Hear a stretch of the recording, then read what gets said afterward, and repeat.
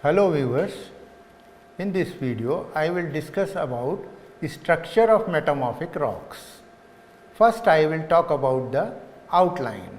In this video lecture I will introduce you the terms texture and structure, factors affecting metamorphic structures, formation of metamorphic structures, different types of structures found in metamorphic rocks, and finally I will summarize my lecture.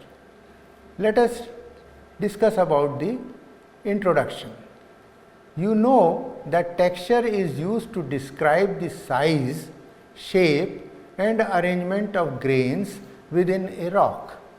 Mostly igneous and many sedimentary rocks consist of mineral grains that have a random orientation. However, metamorphic rocks contain platy minerals and or elongated minerals such as micas and amphiboles, which display some kind of preferred orientation in which the mineral grains exhibit a parallel to subparallel alignment.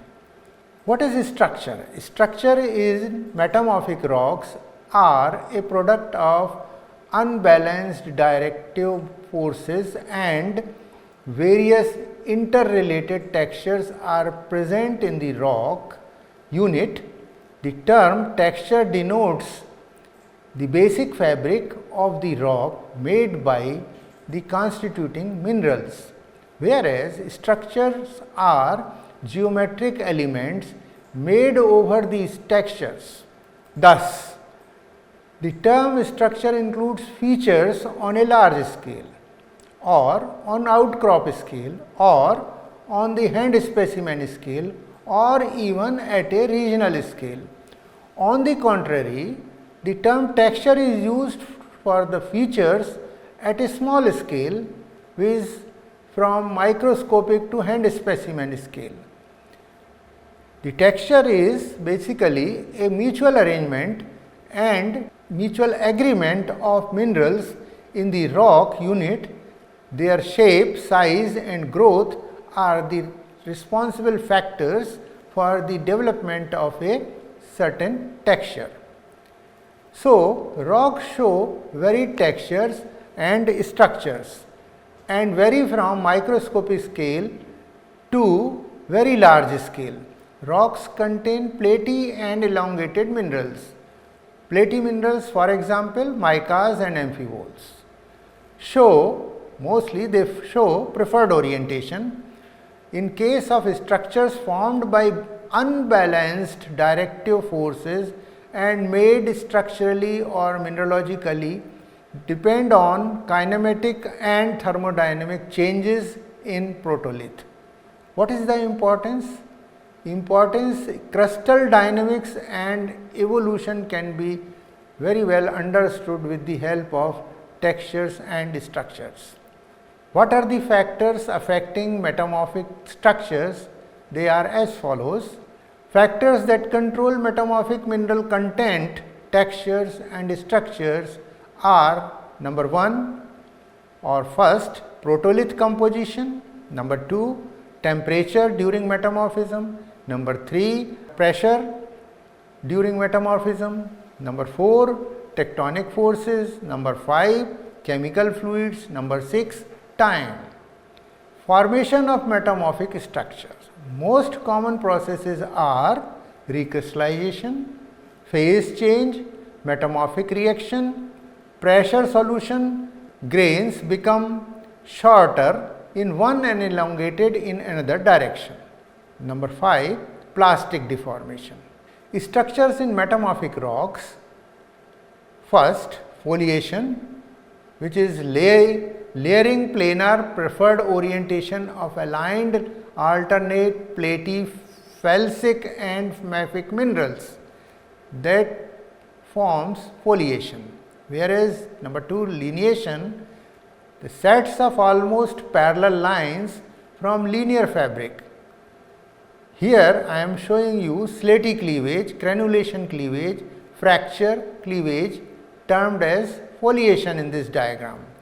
In this diagram you see sketches for involved process and types of morphology developed in foliation and lineation. In this case, you find there are two arrows, they represent the pressure, and the pressure is acting in opposite direction. You may find a different type of texture, whereas on my right hand side the pressure is taking place in opposite direction, in all apart direction, and you may find a development of texture that is very clearly shown here in this diagram. And number 1, I will take up foliation and lineation. The classification based on morphology, Twist and Moore 2007 classified as spaced foliations, 10 or greater than 10 millimicron spacing is there, compositional, disjunctive and crenulation cleavage foliations, whereas fine less than 10 millimicron foliation lineation, they are closely spaced and coarse continuous foliation.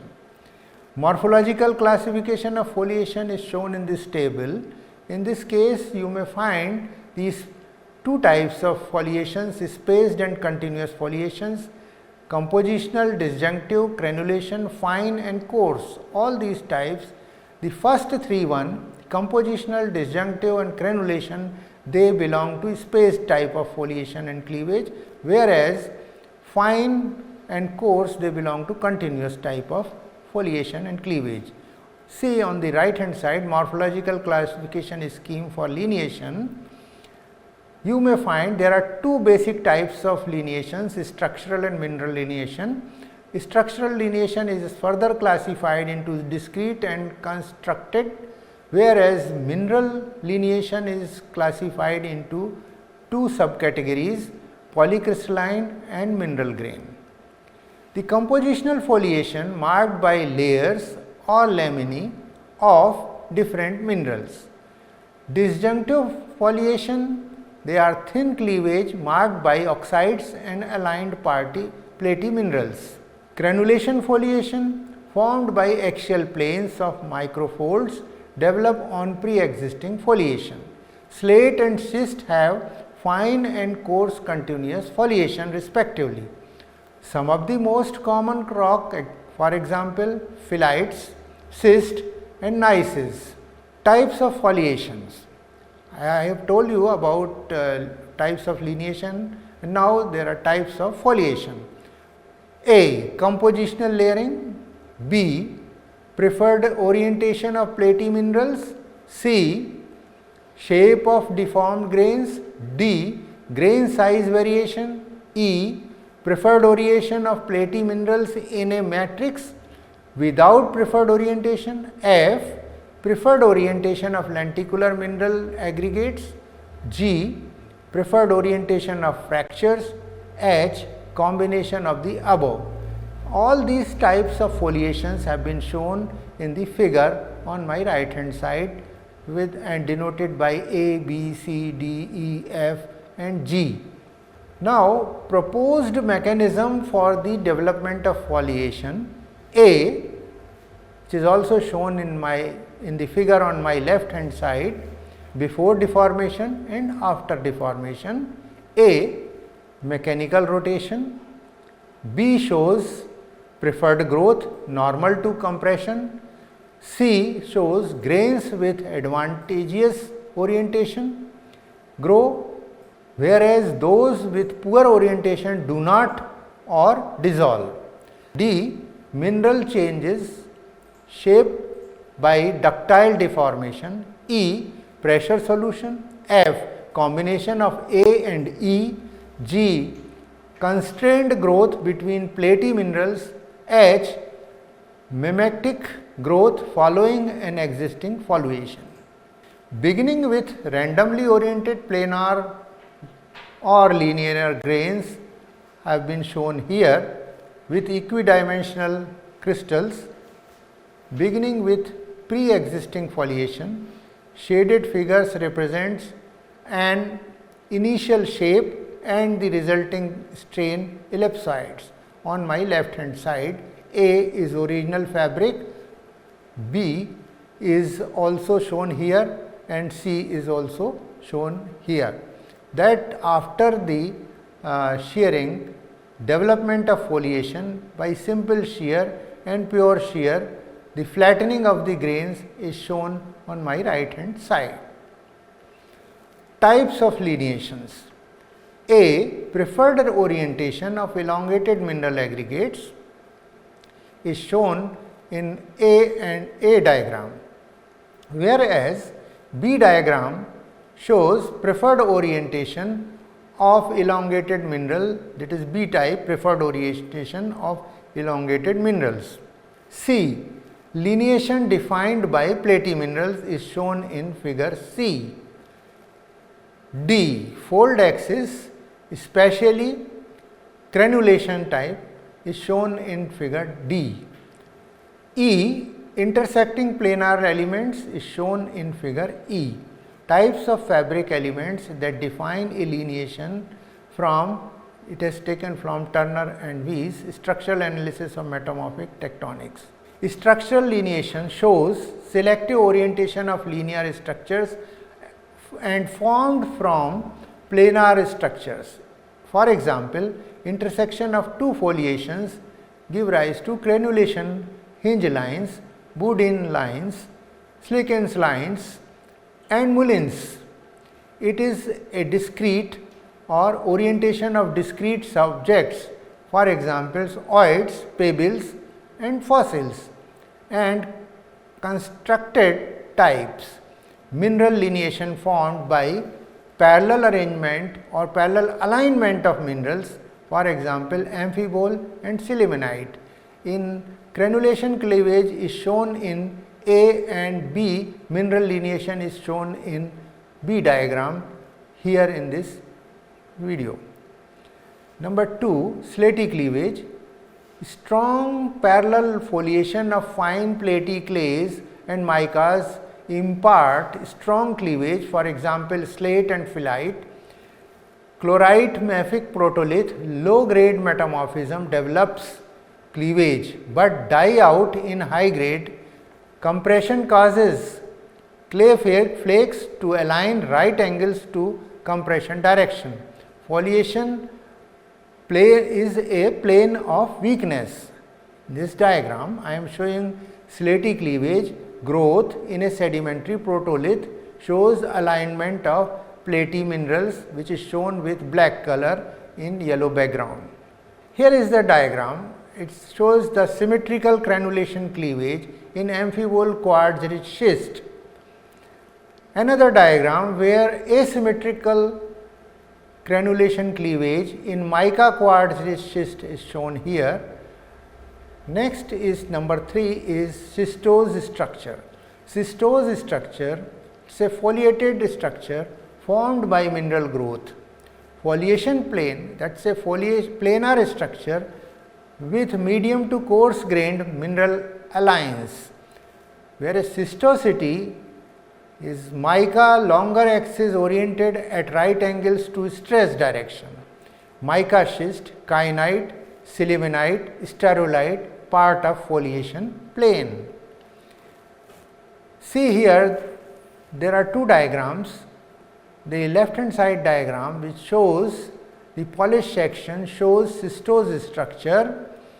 In this case, you may find cystose like structure, that is cystose structure very clearly shown, and cystosity and stress direction and minerals aligned perpendicular to later forming foliation plane is shown in the sketch here.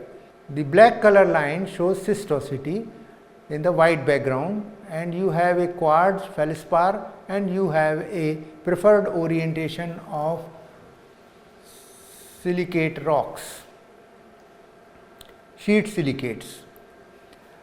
Now, I would like to show you a morphological classification of cleavage and cystosity. The continuous foliation, spaced foliation, and continuous to be recognized in the microliths. You have a fine grained continuous cleavage or slaty cleavage. If grains are visible to the unaided eyes, then we call it as continuous cystosity, which is shown here, and spaced foliation if grains space cleavage, if coarse grained spaced cystosity, microliths, which is shown here, cleavage domains by here. On the other hand, can granulations be recognized in the microliths? Disjunctive foliation cleavage, granulation cleavage, and volume percentage of cleavage domains, continuous, zonal and spaced. Morphological classification of foliations, atlas of deformational and metamorphic rocks fabric, and this can be shown here in this diagram. Number 4, gneiss structure.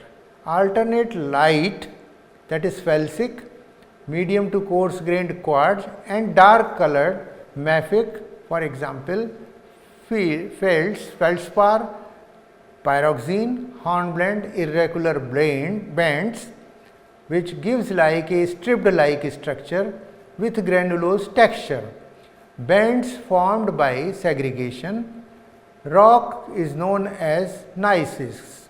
Partial melting starts magmatization. Light felsic minerals forms melts, whereas darker mafic minerals remains unmelted.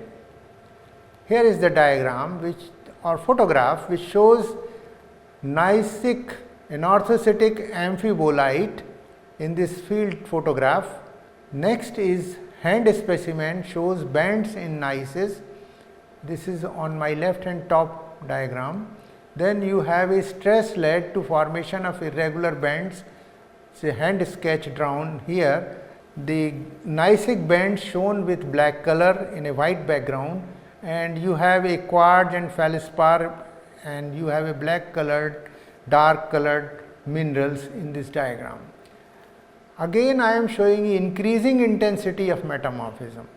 The type of structures they produce, that depends upon the degree of metamorphism. So, first the low grade you form intermediate grade and high grade rocks. You get increasing crystal size, increasing coarseness of foliation. It is also shown with the picture also. Regional metamorphism changes rock texture. First, shale, in this shale the diagenesis, the slate is formed. The low grade metamorphism, where slaty cleavage is developed, the rock phyllite is formed. The intermediate grade, where cystosity is formed. The banding is formed, gneissic type of bands are there, and high grade metamorphism, where lot of bands are there. The foliated rocks classified by grade, grain size, type of foliation and banding. With the rise in intensity of metamorphism, the crystal size and foliation closeness increases. Number 5th, cataclastic structure forms tectonically. Stress is vital force, but lacks high temperature. The most predominant is the stress.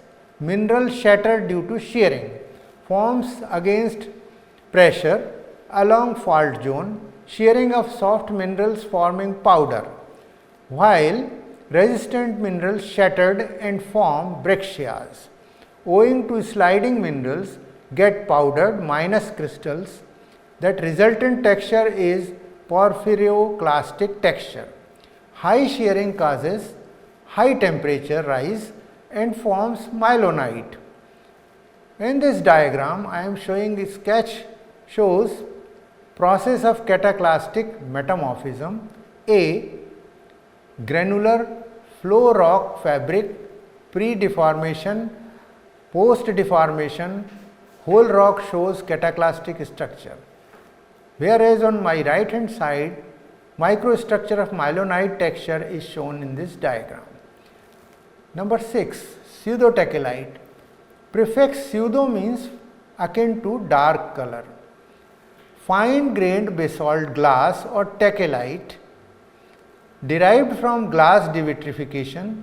Rapid faulting or impact causes tectonical melting that occurs as veins or breccia.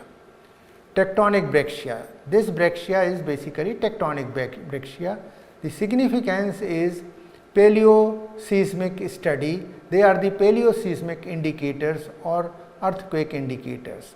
In this diagram, it shows pseudotechelite vein in this diagram. Vein like pseudotechelite developed in gneisses.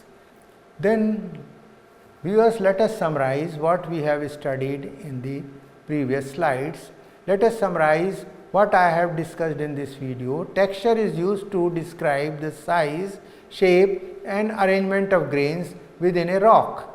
Texture denotes the basic fabric of the rock made by constituting minerals. Structure in metamorphic rocks are product of unbalanced directive forces, and various interrelated textures are present in the rock unit. Structures are geometric elements made over the textures. Factors that control texture or structure: number 1, parent rock; number 2, temperature; number 3, pressure; number 4, tectonics; number 5, fluids; and number 6, time or duration. Process: recrystallization, phase change reaction, process solution deformation or pressure solution deformation, foliation in a planar feature, whereas lineation is a linear feature. The development of planar and linear features takes place in a plane perpendicular to maximum principal stress applied on partially arranged flaky minerals such as mica and chlorite. The slaty cleavage develops when compression causes clay flakes to reorient and regrow into an orientation perpendicular to the direction of compression. Schistosity is the layering developed due to the parallel arrangement of micaceous minerals or platy minerals developed as the result of metamorphism in low to medium grained coarse grained metamorphic rocks. Gneiss structure shows discontinuous banding of light colored medium to coarse grained minerals. The cataclastic structure is a tectonically developed structure. Dark colored very fine grained rock developed due to devitrification of glass and occurring as veins within the sheared country rocks are called pseudotechelite. Thank you, viewers.